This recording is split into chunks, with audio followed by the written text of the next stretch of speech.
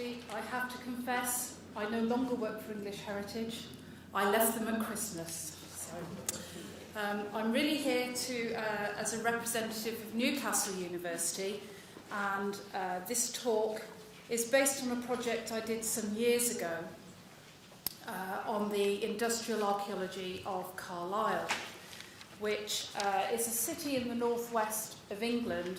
And really this talk is going to be more similar to Helen's talk, and it's going to bring it right back down to the local scale. And it's about how Carlisle, as an industrial city, was shaped by its rivers and its position at the head of the Solway estuary. Now, I'm left-handed, so I may not be very good at this now, so I may put things the wrong way. Sorry. If you ask local people what they think of Carlisle, what characterises it, and what its position in the world is, they'll probably tell you that it's very much a border city. As you can see from this map, it's located right in the far northwest of England, close to the border with Scotland. It's always been an important centre. It's a regional place, a regional centre. And it's controlled throughout its history, it's controlled access to the Solway Firth, which is the estuary to the west, which provides access to the Irish Sea and to the bigger world beyond. It's also always provided access across the northwest of England to the northeast through what's known as the Tyne-Solway Gap. And also it controls access between England and Scotland as well. The important thing about Carlisle is not just its location on the border. It's the fact that it's placed in the lowlands in an area surrounded by mountains. And one of its key characteristics, one of the key factors in its development through the centuries, is the fact that it lies in the catchment of the Solway Firth, and it's fed, which is fed by all these rivers, both from southern Scotland and northwest England. So Carlisle dominates a relatively rich lowland zone.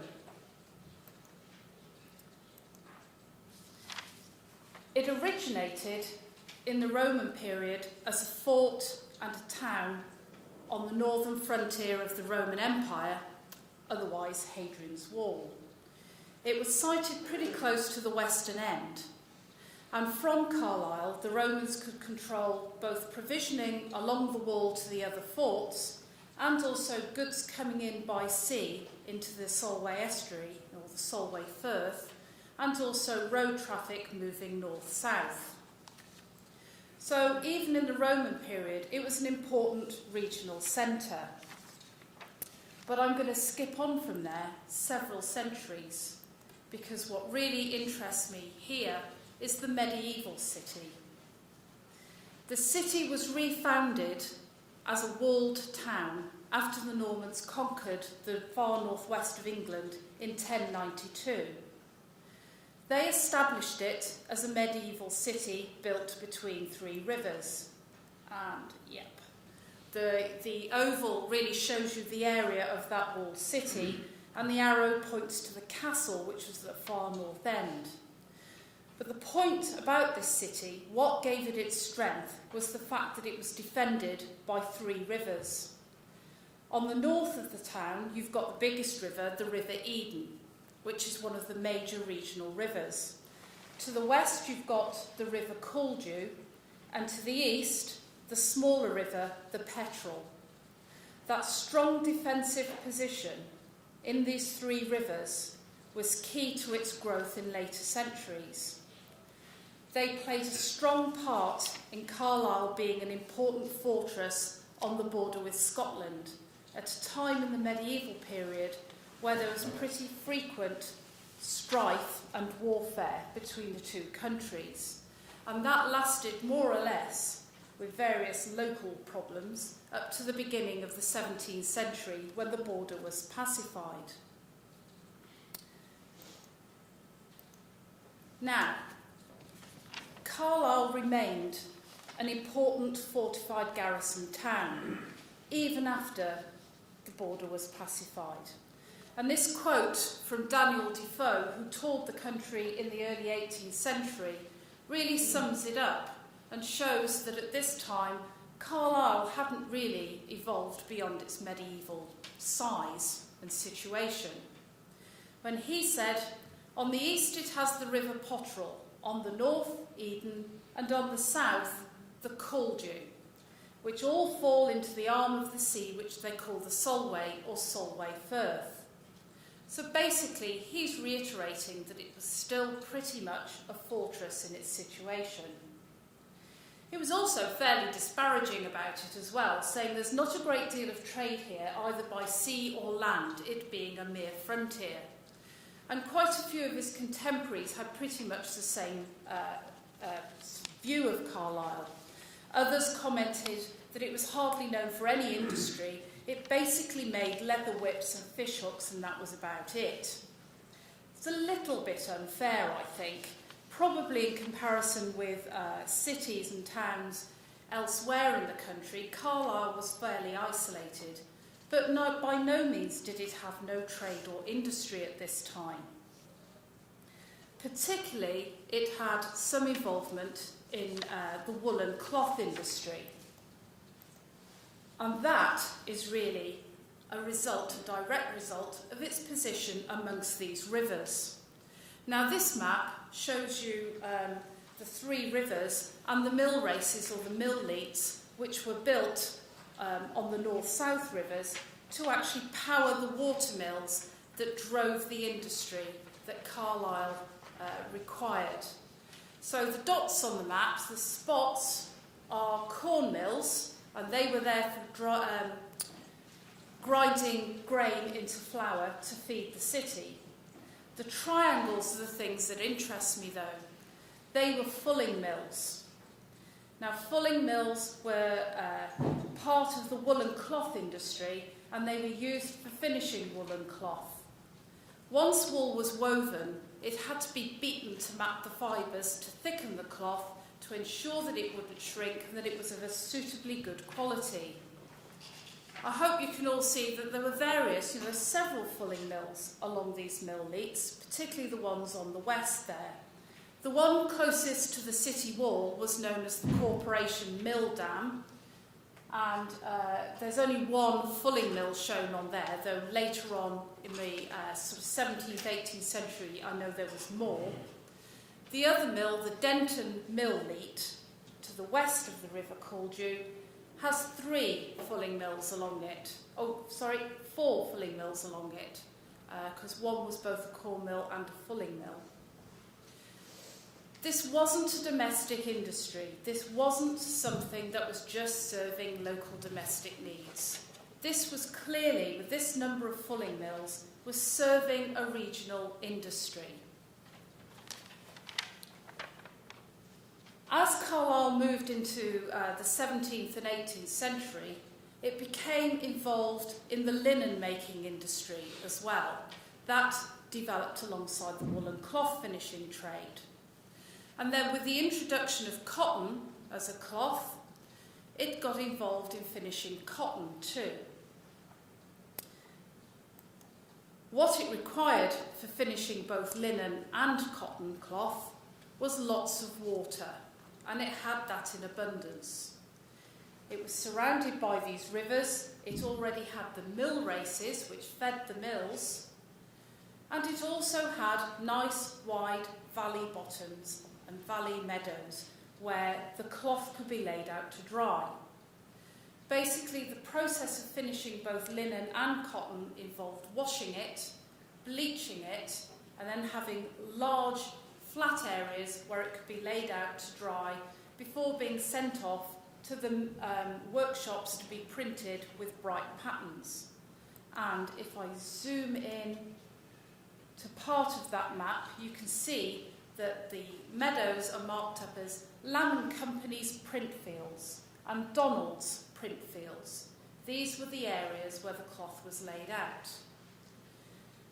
The mills that are shown on the mill leats, excuse me, I haven't got my reading glasses on, I'm just going to have to peer. Denton Mill, which is at the bottom of the centre of the slide, and just off to one side of there is another mill. They became integral to the growth of this cotton finishing industry.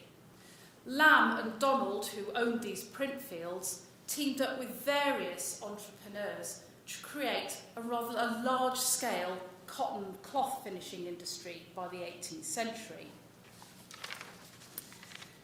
Now, most of these print fields have gone, but to the south of Carlisle, outside the city, we have these wide, flat meadows, and we think these are the last of the surviving print fields, now just used for grazing cows.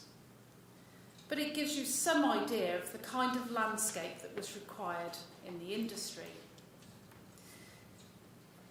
If we go back to this map, you can start to see the growth of industrial Carlisle here. Along the Corporation Mill Dam, below the city walls, you've got a string of buildings starting to emerge. That's basically the bottom right of that slide. There were various industries here, but mostly caught up with dealing with cotton. Cotton was brought in as a cloth already woven to Carlisle. There were one or two factories which did weave, in fact spun and wove cloth, but basically most of the cotton was already brought in as cloth, for which they had to use the Solway Firth and bring it in by boat, because the roads just weren't good enough. What limited Carlisle's expansion in the 18th century was the lack of access along the Solway Firth. It was a very shallow body of water. The size of boats that could come in with the cloth were very limited, and the port just really consisted of a few wharves scattered along the side of the Solway Firth. So, how did they change this? Well, first of all, the industry was given the impetus to grow because technology changed. The print fields became redundant with the introduction of new technology to use chemicals to bleach the cloth and rollers to help dry it. The print fields were then made available for further industrial development.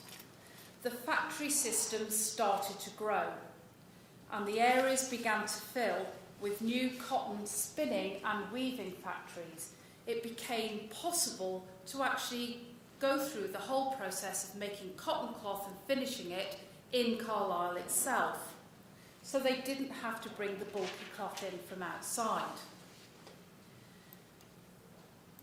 Some of the industrial premises changed as well. This Homehead cotton mill started off as a bleach works in the 18th century. It actually burnt down in a fire in 1805 and was rebuilt and opened as this spinning and weaving mill in 1815. This is one of the few textile mills left in Carlisle. Most of them have now gone. But the importance of this mill is reflected in the fact that it is listed. The buildings are protected and listed because they're such a rare survival in Carlisle. They've also been converted to rather chic apartments, gated apartments. Alongside the cotton industry, other industries grew up as well, which were also heavily dependent on large quantities of water, which Carlisle could supply. So from the middle of the 18th century, hat making grew up. There were lots of little workshops strung out along the Corporation Mill Dam, for example. Tanning also became quite important. Carlisle had tanning since the medieval period, but in the 18th century it grew to be a bit of a regional industry. Brewing as well became quite important. In a society where much of the drinking water wasn't safe, drinking beer was really the only drink that most people could have and be assured that it was safe. Finally, the other large industry that Carlisle became a national leader in was food manufacturing. It already had the flour mills along the mill leats, and alongside that several bakeries grew up, along with confectionery and biscuit making. And I'm going to say a little bit more about that in a moment. But basically, by the end of the 19th century, the rivers on which Carlisle's industry had been based on had disappeared under a whole plethora of industrial complexes.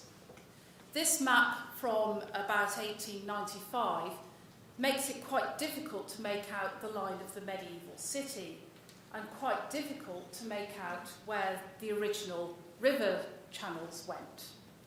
It's covered in factories, the focus is now on the railway, and there's a whole sprawl of terraced housing going out to the south and west of the city. More spinning and weaving works were built in this area, the houses went with it, and the city became dominated by factories outside the city walls, and indeed within it. It was a city of factory chimneys. The chimney shown here, known as Dixon's Mill Chimney, is actually one of the very few to survive since the textile industry disappeared by the 1960s. But it's still one of the most iconic images of the city of Carlisle. But to go back to the baking and food manufacturing industry,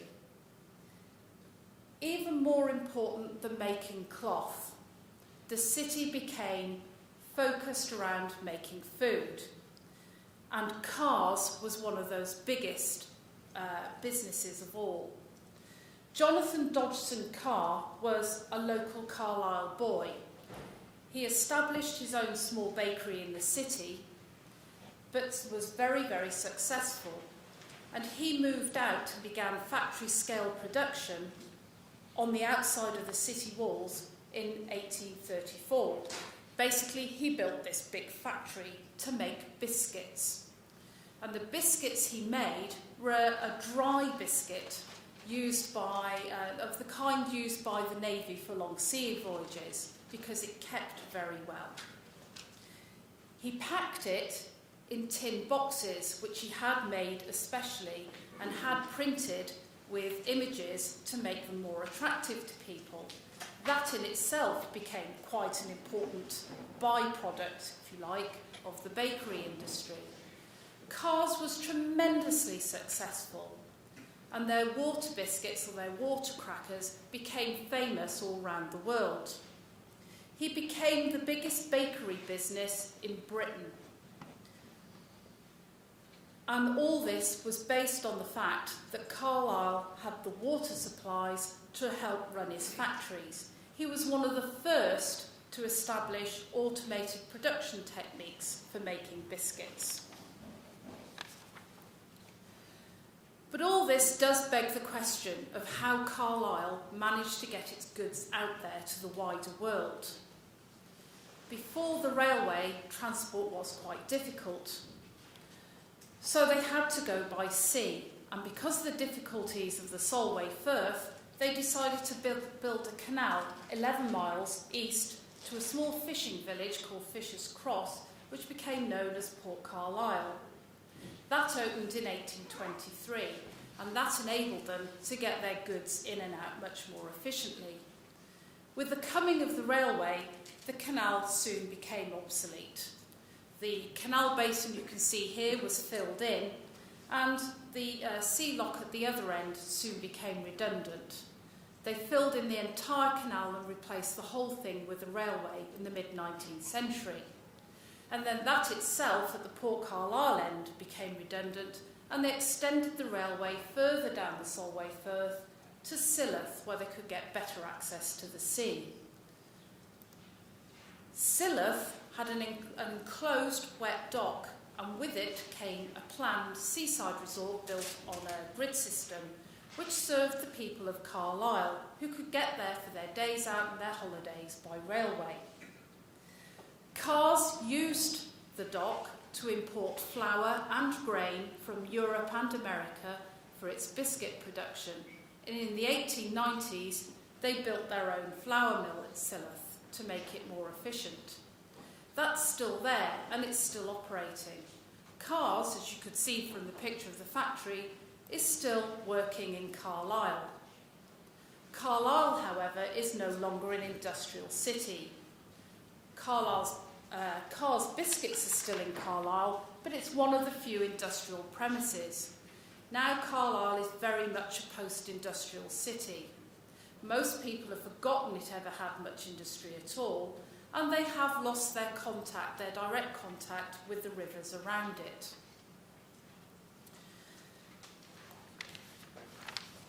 Really, Carlisle now has a bit of a negative relationship with its rivers. Where the old industry went was replaced by modern housing and light industrial estates. Of course, what they didn't take into account was a lot of this was built on the floodplains of the rivers. This photograph here of the city from the air shows Carlisle in 2009 with the devastating floods. Their relationship now, and most of the work involved with the rivers, involves keeping the river out rather than using using the river's power to help serve the industry. The Solway Firth is no longer used for any shipping traffic in and out. It's now known for its tranquil beauty. It's no longer a barrier either between England and Scotland. It's become an attraction in its own right, and in fact it's a unifying factor between England and Scotland. It's known for its beauty and its conservation value. The whole thing is managed by a conservation partnership which involves the coasts of both countries. It's now internationally important for its marine resources, its fish, its shellfish, and the birds that visit it. And really, it attracts tourists and conservationists more than anybody else. Tourists visit to see the range of birds which live, feed, and overwinter on the estuary, in particular the Svalbard barnacle goose. So, to finish up, I think I'll just leave you with an image that most tourists like to see in the Solway Firth.